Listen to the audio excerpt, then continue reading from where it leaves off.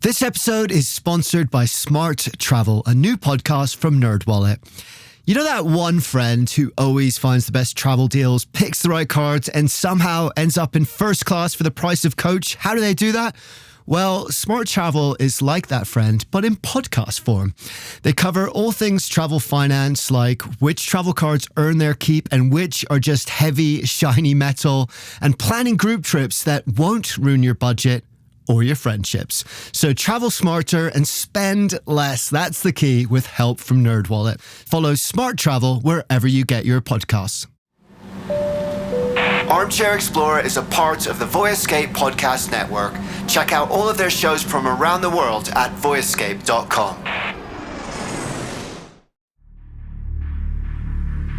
One day we get into one of these sites that we've checked multiple times before, and it was my job to look with binoculars and see if there was anything in the trap. So we walk in, and suddenly, this is after weeks, mind you, suddenly we walk in there and this big grizzly bear jumps up out of a hole and charges towards us.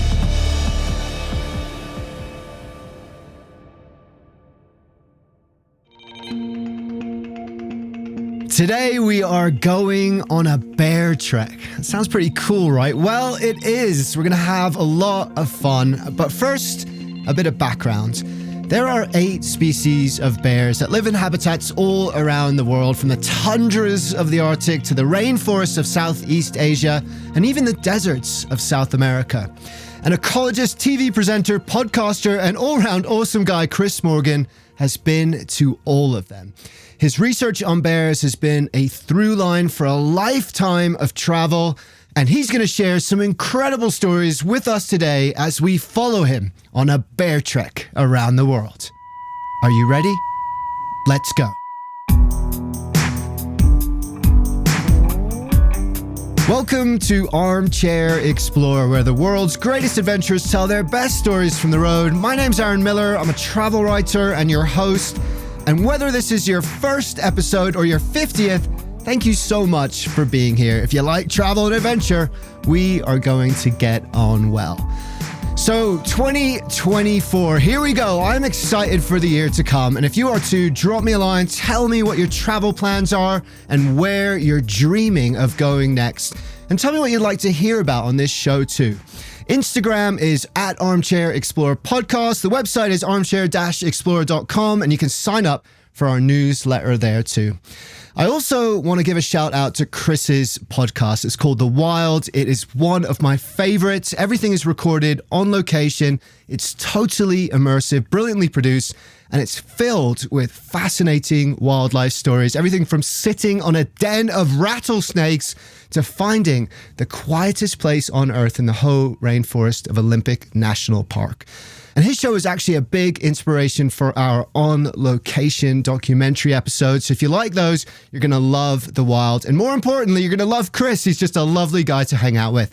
So click the link in the show notes or just look him up. You're going to love his show, The Wild, with Chris Morgan. More details about that and his other projects at the end too. So listen out for that. And needless to say, there are stories here of close encounters with bears. Don't try this at home. Chris is an expert at bear behavior and body language, and every instance we talk about today was on the bear's terms and with their well-being the absolute priority. Try it yourself and you're more than likely to get hurt or worse, and so will the bear. So, assuming you're not currently on trail or staring a grizzly in the face, don't worry about that right now because the adventure is about to begin. Well, I was born in 1968. No, I won't go too far back, but in some ways it did start there. I always talk about having been born with the nature gene, I think a lot of people are, perhaps most humans are, but then slowly it's whittled away through life as you start to get older and people either tease you for being the nature person or you realize you can't make a living at it, so you go and do something grown up and different, or there's all these things that sort of chip away at it. But I managed to keep mine and ended up sort of just loving nature all through my teens in England. This is way before I emigrated to the States. And the experiences that I had in the woods, hiking in the Lake District and all the rest of it were just really formative for me, and my parents always encouraged it. But then fast forward to 18, and I had this really formative moment in terms of my bear career. Chris was working as a counselor at a summer camp in New Hampshire in the remote wilderness of the White Mountain National Forest. Each week, different biologists would visit, entertain, and teach the campers. One week, it was a coyote biologist. The next week, it was a moose biologist. And then one day, a black bear biologist arrived. And my jaw just dropped at everything that he said. I just couldn't believe that there was such a job as a bear biologist. And for some reason, it triggered something in me, biological, something, the synapse went off, So I started to call him and ask if I could go out into the field with him while I was there. I was hooked on what you were saying. Can I come and join you? And he ignored me, but then about 2 or 3 weeks later, he calls, and I said, hey, I can take you out in the field tonight. Okay, so it was 9 o'clock at night. He pulls up at the summer camp to pick me up. I'm like, in the darkness, this is weird. We drive out of the summer camp driveway, and instead of taking a left into the forest, he takes a right into town, into the town of Berlin. I'm like, I thought we were going into bear country. And he goes, oh, we are. And he pulled up at the city dump. And on that city dump were 14 black bears, all beautifully lit by moonlight. And we spent the evening tranquilizing and chasing those black bears through the garbage dump for him to do research on, to put radio collars on them. And I was part of all of that. He would tranquilize a bear. It would shoot off across the garbage pile. I'd run after it, and pitch dark, crappy little flashlights, and really didn't know what I'd got into. And at one point I remember just standing there and being super quiet because I was trying to hear where this bear was that was tranquilized, that would run off into the forest through the garbage. And suddenly I just hear this, and it's this bear snoring sound. And I take my flashlight and look down, and it's basically right there at my feet, this sleeping bear. So, I was 18, so that stuff stuck with me. Tranquilizing bears in pitch black darkness may not be everybody's idea of a fun evening. But for Chris, it was the most enthralling thing he'd ever done, and he knew then and there what he wanted to do with his life. He went back to the UK, got his master's degree, and started working on bear research projects around the world, from northern Spain to the Arctic, the Pakistani Himalayas, and beyond, until he arrived in the Canadian Rockies. He was there to help capture and color bears in order to collect vital data on their health and movements. His project leader was a researcher named Ian Ross. He was this mild-mannered Canadian, and he wouldn't exaggerate a thing. He would just say, well, it's weeks of tedium interspersed with moments of absolute terror. I'm like, okay. And so I'm like, I'm in. Where do we start? So we'd go out every day and check these capture sites. And the capture site is a snare cable. Sounds pretty rough, but it's really not. It's a snare about as thick as your finger that is in a one-way loop with a locking L-bar mechanism on it. So if a bear puts its paw into it, there's a spring trap that throws it up onto its wrist. And then when it pulls back on it, it tightens it up, and it's attached then, the bear, to a tree, and you come in and tranquilize it. And it sounds stressful, and it is, for everybody, including the bear. But it was the only way then to capture them and make this work, to get a radio collar on them to try and save them. So it was like a necessary evil. But we'd go into these sites every single day, and there was nothing. And it's like, okay, here's the weeks of tedium. Then one day we get into one of these sites that we've checked multiple times before, and it was my job to look with binoculars and see if there was anything in the trap. And we used to stick a stick in the ground with an orange flagging tape on it, and if that stick had been pushed over, it usually meant there was a bear or some kind of animal in the capture site, it knocked it over. So real basic system, but it's like, okay, there's no flagpole up, no bear, so we walk in. And suddenly, this is after weeks, mind, suddenly we walk in there and this big grizzly bear jumps up out of a hole and charges towards us. So I'm like, holy crap, this is like, the heart is just racing. And it somersaults at the end of its cable. Thank God. And I've got the binoculars trying to figure out if it's on its wrist or if it's on its toes, because if it's on its toes, it can just pull free, And I remember just shaking like a leaf and figuring out, okay, no, it looks secure. But it jumped literally out of a hole charging towards us. It was all covered in mud. And I look over to Ian, and this mild-mannered Canadian, and he just goes, sure beats a cup of coffee. And I'm like, I just shit myself, mate. What are you talking about? They collared the bear, which clocked in at 350 pounds of pure muscle, and named him Dawson. His strength, his sheer presence stunned and awed Chris. And as it happens, 8 years later, Ian called him back up with a similar proposition in the same part of Canada. And the first bear they caught, you guessed it, Dawson. He was now 650 pounds. It just blew my mind that this bear was getting around towns, Banff and Canmore and all those rapidly growing towns. Golf courses everywhere in the Rockies, wherever they can squeeze him in around the wilderness, get bears on the golf course. All these potential conflict zones, right? There's petroleum extraction, there's logging activities, there's roads everywhere, there's skidooing, there's skiing, this bear had lived for another 8 years through all of that and was just an enormous brute of a grizzly. It was just incredible to see him that long on. And, Ian had seen it all at that point and he was so impressed and moved by it, it was cool. You can't talk about bears without talking about humans. It's a familiar story. Humans move somewhere, they clear it for agriculture and industry, animals lose their habitats, animals encroach on the human settlement, animals die. But that wasn't the case in the next place he went, the Alaskan Peninsula. There, bears outnumber people. And standing on the shore as he looked out over those Arctic lakes and streams frothing with salmon, enormous grizzlies dotted the horizon as far as the eye could see. If I dropped down from the sky 10,000 years ago, he wrote, absolutely nothing would be different from the way it is now. I'm lucky enough to have been to a few places like that where you feel like, oh my goodness, I might be the first person to have stood on this square foot of ground. And that sounds like it's ego-driven, but I don't think it is. I like to think it's not for me. I just like the fact that those places still exist, that you're allowed to and able to go to places that are untrammeled and still wild and still kind of as nature intended. And there's parts of Alaska that definitely feel like that. There's parts of the Alaska Peninsula that definitely feel like that. The densest population of brown bears in the world, and they represent that untrammeled wilderness. But then you get to places like the Brooks Range where we went for our PBS series, and God, it feels even wilder up there. It's insane. At one point for that series, I think that was about the year 2010, we were looking for the Western Arctic caribou herd, and there were 500,000 of them in that herd at that time. And we had a plane, we had a helicopter, we had a crew on the ground, and it took us 2 weeks to find them. 500,000 of them. Their home range of this one herd covered an area the size of Montana in Alaska. It's like the scale of these wilderness areas is like, it's hard to get your head around, isn't it?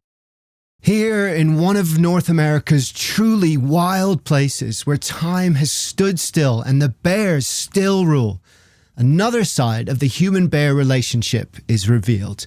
But this time, it was on the bears' terms. You put them in the situation, and if you do it right, the bears will sort of treat you like you're a stone on the trail. It's incredible. They're focused on other bears, their own safety, their cubs' safety, and their next meal, and sex. There's only a few things on their list, and humans are not on it if you behave appropriately. So you'd sometimes have a bear 5, 6, 7 feet away from you, and sometimes females with cubs. This was the start of the Beartrek proper, a journey that would see him travel across the globe in search of 4 of the world's most threatened bear species. He filmed the whole thing, he called it his passion project, and it became one of the most powerful pieces of work he's ever done. A story far bigger than he could have imagined all those years ago, chasing black bears in the dark. And just a few days into the project, he had an unforgettable encounter. There was a female that we had called Nadie, and she had 2 cubs, tiny little cubs, of that year. And we were there early in the season, so this was about early May. And she's down the end of this meadow, maybe 100 yards away, this sedge meadow, and they come out of their dens and they're grazing on sedges. And she's there, and when she's got these two little cubs with her. And, we're the only people around for hundreds of miles, at this point early in the season. And she starts walking towards us down this sedge meadow, and I said, let's just sit down here and see what happens. And sure enough, from 100 yards away, she walks down with these cubs, and she couldn't care less. She'd seen people before. She'd probably seen me in previous years. But the cubs were like, what are these things? These hairless bipeds? What's going on here, Mom? And Mom, you can see her teaching all the time. She's kind of just doing these little chuffs to the cubs, and then the cubs start doing this, and then one of them stands up and is looking straight at us and back down on all fours, and then it comes towards us, and Mum's kind of keeping an eye on it, and I'm keeping an eye on it, and I'm talking to it saying, it's close enough. That's close enough, little guy, but the cub ends up 5 or 6 feet away from us, and it sounds insane, but that was all the choice of the bear. We didn't approach them, and we never do. It was her choice, and I'm convinced, just knowing bears and having been around them for, thousands and thousands of hours up there, I think she was teaching those cubs. It was a moment where she's like, these are okay, these creatures, they're nothing to be concerned about. So she grazed right past us to teach them that moment. And it's just incredibly special to be a part of that. Nadie, that was her name, was so close that he could see the glint in her eyes, the tiny burrs on her coat, the specks of mud and dirt flecked in her thick brown fur. As her cubs trundled past, Chris felt a catch in his throat. There are few places in the world where we are not the alpha predator. And here he was, mere feet away from an animal that could tear him to shreds in seconds. And yet, she walked gently past. In many Native American cultures, bears hold a prominent place in their mythology, often seen as symbols of wisdom, guardians, and teachers. And crouching there in Nadie's presence, her cubs close enough to reach out and touch. This is what Chris experienced too. Is there anything more wild in the Wild West than a grizzly bear? I mean, I'm a huge wolf fan, but I don't think they even come close, There's something about them in the imagination, right? And I think this goes back to our cave dwelling days. It's an ancient relationship that we have with these bears, like we do with wolves, that became our domesticated, best friends. But there's something about bears, and I'm constantly kind of scratching my head to figure out what it is. I think it's because they are powerful physically, powerful spiritually in some ways. They are highly intelligent. There are biologists that put them close after primates and cetaceans and whales, so whales and dolphins, next in line bears. They're highly intelligent. Each of them is an individual character. There was a scientific paper I read a few years ago that went into this, and it described the personality traits, and the scientists had different categories, and there were things like humorous, grumpy, happy, whatever they were predisposed to, short-tempered, playful, and they're all very individual creatures, and it's really wonderful to witness that when you can be in a place like Alaska and see it a lot. But yes, the Wild West, I think, is they're icons of it for perhaps all of these reasons. But the fact is that they didn't survive, the onslaught of human settlers as they came across to the West. They were annihilated down to 2% of their former numbers, grizzly bears in the lower 48. There used to be 50 to 100,000 of them. There's a couple of thousand of them left. That's it. And if this was what was happening to grizzlies, one of the most iconic and famous species in the world, what was happening to the bears which hardly anyone knew about? This became the central question of Beartrek and the seed from which the whole film would grow.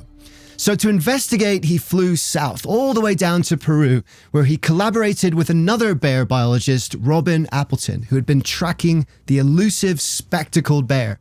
That's the bear Paddington is based on, if you're interested, by the way. Here, development and the destruction of forests for illicit crops such as cocoa and opium had pushed this gentle species back further and further into the mountains. Bears became like ghosts here, Chris says in the film, almost never seen, and for the most part, forgotten. Robin and her team had already been searching for months without a single sighting. It seemed almost impossible for anything to eke out a living here. The mountains were sheer, crumbling cliffs, the only vegetation scattered patches of trees, no forest in sight, sun beating down constantly. It would reach 100 degrees Fahrenheit by 8 a.m. in the morning. But then one morning on their daily expeditions into the forest, just before his time was up and he was about to leave, they caught movement out of the corner of their eyes. There was a spectacled bear climbing down a vertical cliff over a 500-foot drop. These bears climb over mountains and down cliff walls in a way you won't believe. We'd waited about 5 days for it, and the cameras are all ready, and this bear comes down this cliff and starts walking down until it's too vertical to walk forward. It reverses into this climbing pose and looks like a person in a bear suit climbing a rock face. It's unbelievable. But these bears live this harsh life, and the main character in it becomes Laura. Laura, this solitary spectacled bear, became a symbol of resilience. As they watched her clinging to the rock face, toes scrabbling for purchase, their mouths dropped. What is she risking it all for, Chris wondered. And soon he got his answer. There was a group of snails clustered under a rock overhang nearby. Laura feasted, and as they watched her eat, enjoying the most hard-won snack of all time, they were moved to tears. Her determination to survive was remarkable, but she had to work so hard to do it. And fast forward through the whole story, it's a really happy ending for the Andean bears there. It's still a struggle for them, but Robin created a new ecological park, partly because of some of the exposure we were able to provide through the film and things like that. And in going through that sort of that process, Laura became pretty famous, and she ended up on the peso coin on a Peruvian currency. This bear, this Laura, After the film was released, Chris and Robin visited local schools to teach them about the bears, and what they realized was astonishing. These children didn't know that the bears live so close by. "Those live here?" they asked. "Yes," Robin said, beaming, showing them footage of Laura. "This is your land. Your land has bears." It was one of the most delightful things. We joined her as she came into a school to talk to the kids about these bears, and she used a little clip of our film to show them, and it was partly the cliff climbing section and others as well. And these kids are it's in the film, they're just glued to the screen looking at these bears, and it's an amazing thing to witness when you look at a project like that starts literally from the ground up, from talk about grassroots, and now it's grown. They're doing projects now in Machu Picchu in Peru on spectacle bears. The project that we filmed is still going, and they're pulled in more and more villages. They've got a women's cooperative there that makes products from local resources, and the products pay for their needs and pay for the needs of bear conservation. So it's all kind of going hand in hand. It's an amazing thing. Laura's story and her fight to survive captured hearts in a way that numbers, data, reporting, population trends never could. It was a lesson for Chris. Loss of habitat, deforestation, these are scientific terms, abstract concepts, and because of that, they can be hard to grasp. But by showing one bear, one individual with personality, a name, with fight in her, it became personal, emotional. And because of that, people understood the cost and cared.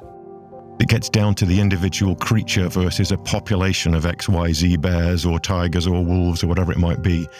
It's a bit of a jag that I'm on as well, is to try and convey that, is to say that these animals are all individuals living their lives in these wilderness areas and doing it now. It's a really incredible thought. Laura had given him a better understanding of the kind of story he needed to tell, of how to reach people. And in reaching those people, he wondered, in telling the story of one bear, perhaps he could inspire them to care not just about the struggle of the bear itself, but the reasons why they were struggling in the first place.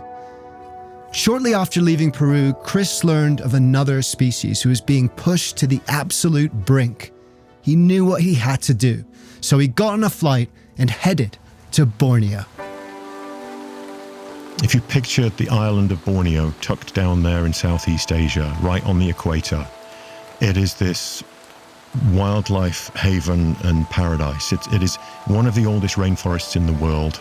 Some people say it stems back 130 million years. So this place has had a long time to evolve. Enormous trees, big fruiting trees that keep this whole place pulsing with life. Among the animals there are orangutans, clouded leopards, pygmy elephants that are only found on the island of Borneo, and then these sun bears that nobody knows about. And they get sort of shadowed by these other big profile species, the orangutans and the elephants that everyone knows about and tries to save. But these sun bears are a different thing, but they're in the same habitat. If Peru's mountain deserts had felt uninhabitable, Borneo was bursting with life. But even there, humans were making their mark, and that life was shrinking.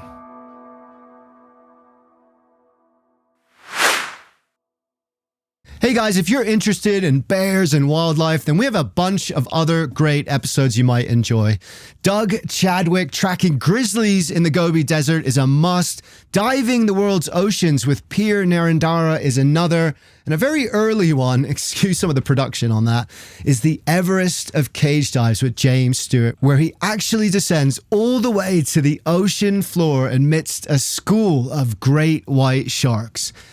Also, if you like this episode, please help us spread the word. Tell one friend about it. It makes a huge difference. And if you want to do more than that, go ahead and subscribe to the show on your favorite podcast platform and follow us on Instagram too, at armchair-explorer podcast. You can even make an episode your story. That would be huge. It really does mean so much, and it's incredibly helpful in allowing us to continue to make this show for you. So thank you so much in advance, and thanks for being here. Right. Let's get on with the show.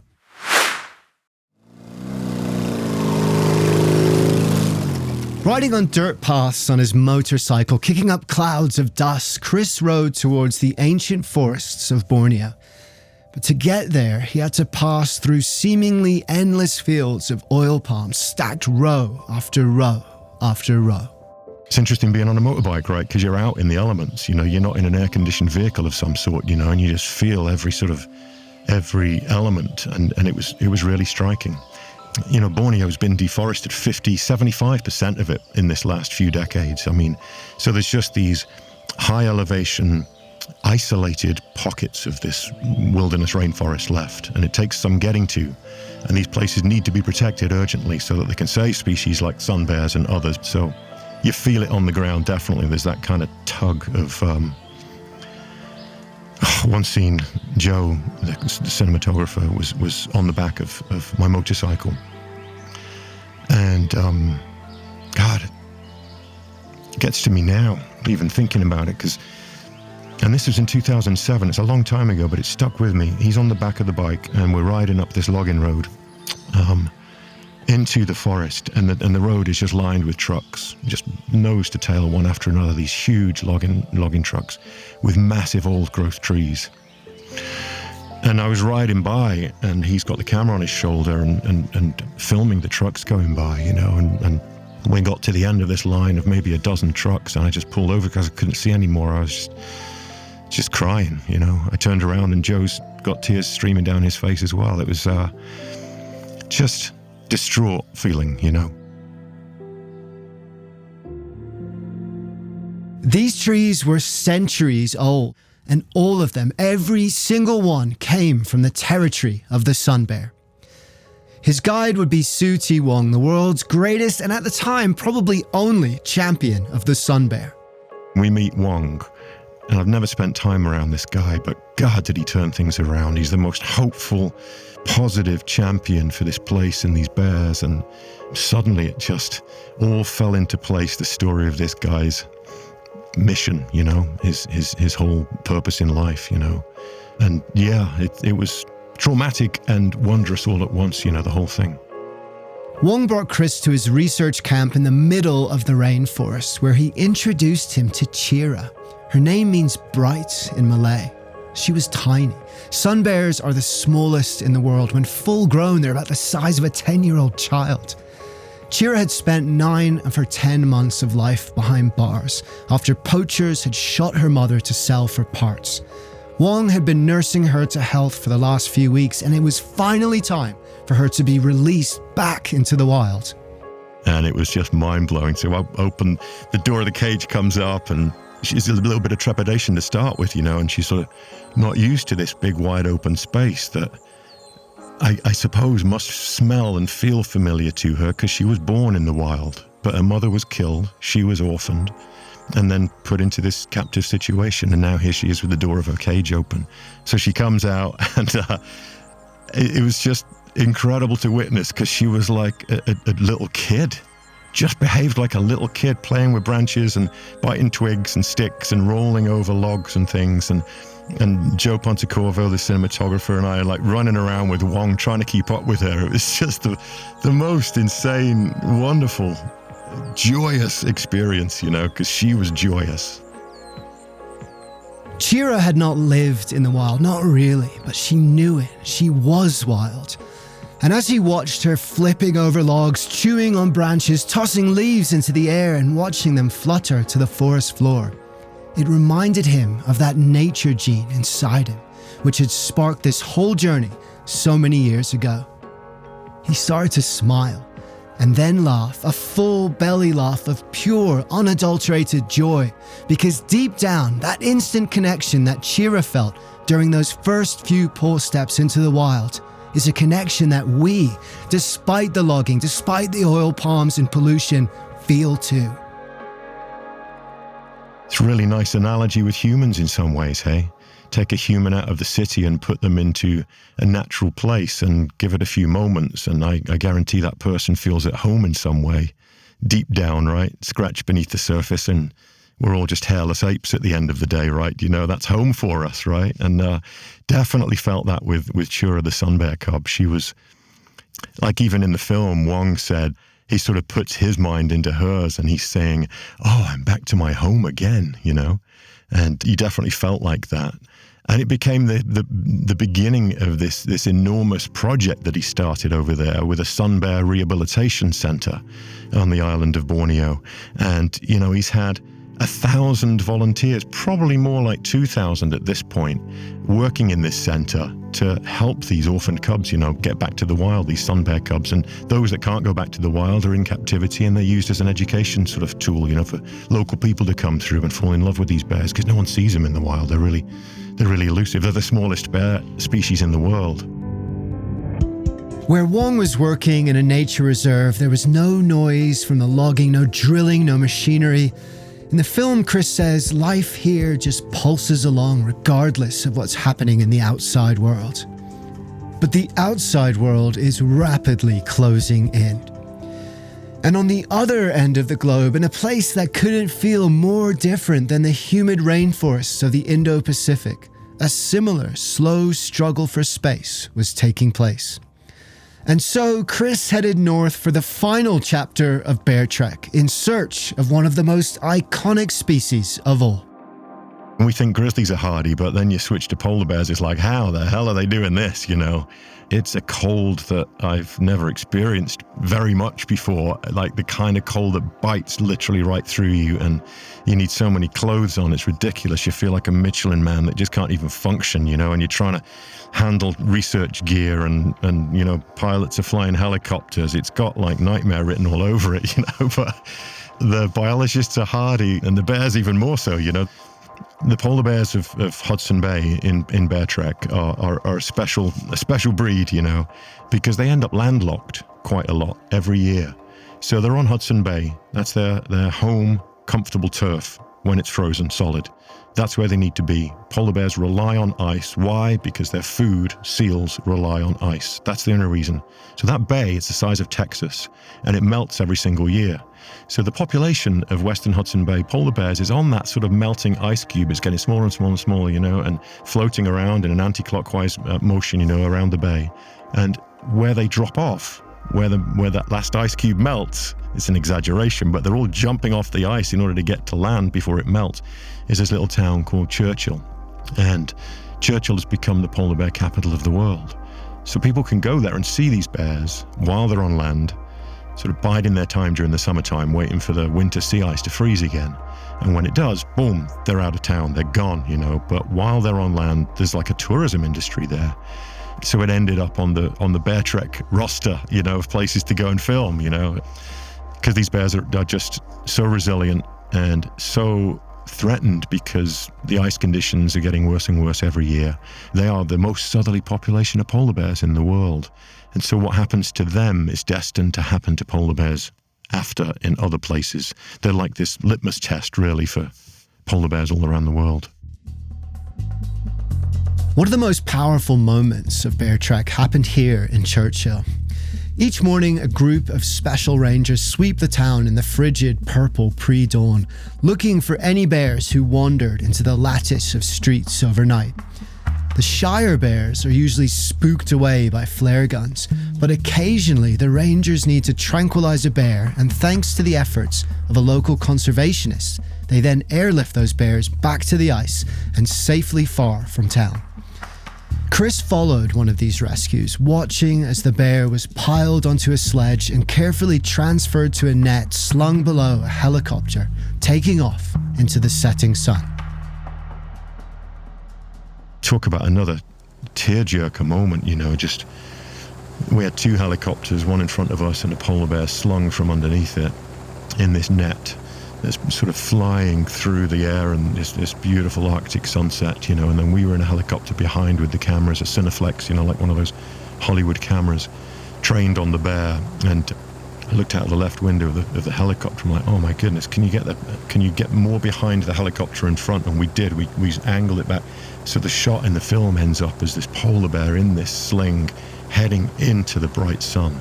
And it's like, could you scream climate change any more sort of vividly and visually than something like that? It was such a moment that stuck with me.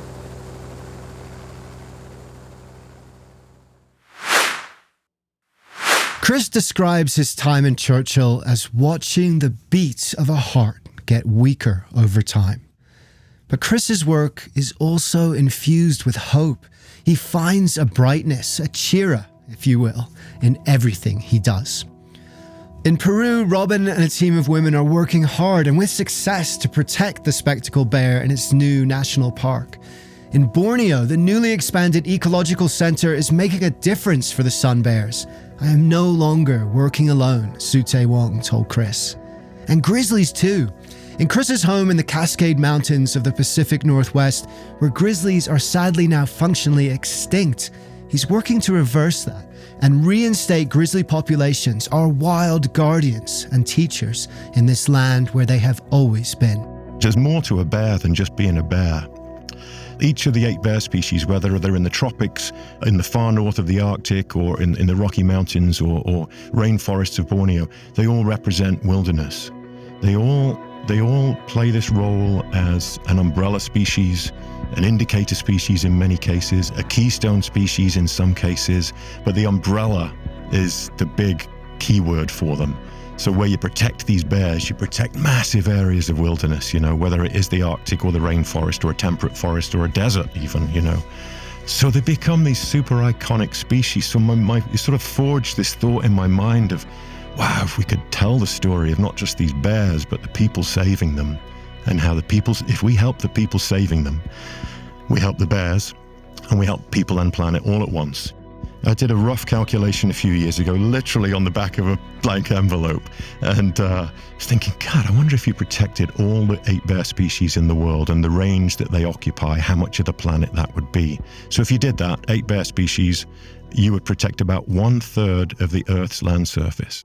So Beartrek and the 4 species of bears that we focus on there, spectacled bears in Peru, Bornean sun bears, brown bears in Alaska, and polar bears in Canada, they all represent these different environments. And those different environments harbor biodiversity of different kinds. The problem is that they're being ransacked left, right, and center, Imagine if we protect the ecosystems that those species need by protecting those species. I like to say the biodiversity crisis and the climate crisis are the biggest opportunities on Earth.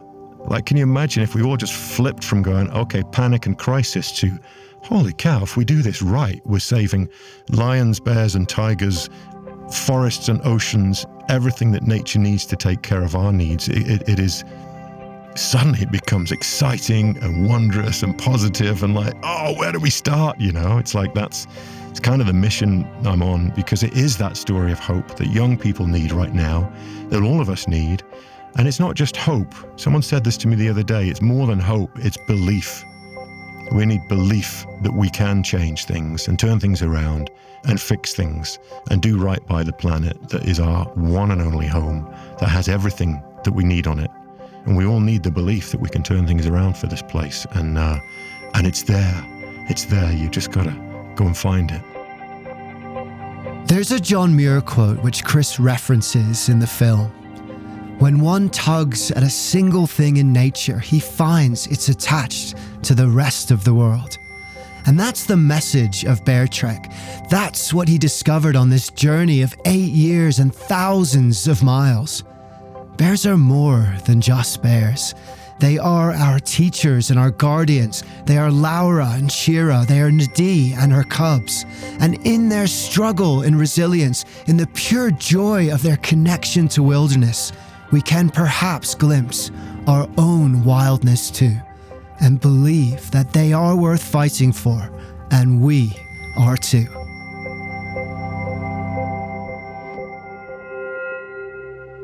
Thank you so much, Chris, for sharing your stories and for doing all that you do to amplify the voices of others who are doing critical work on behalf of bears and our planet.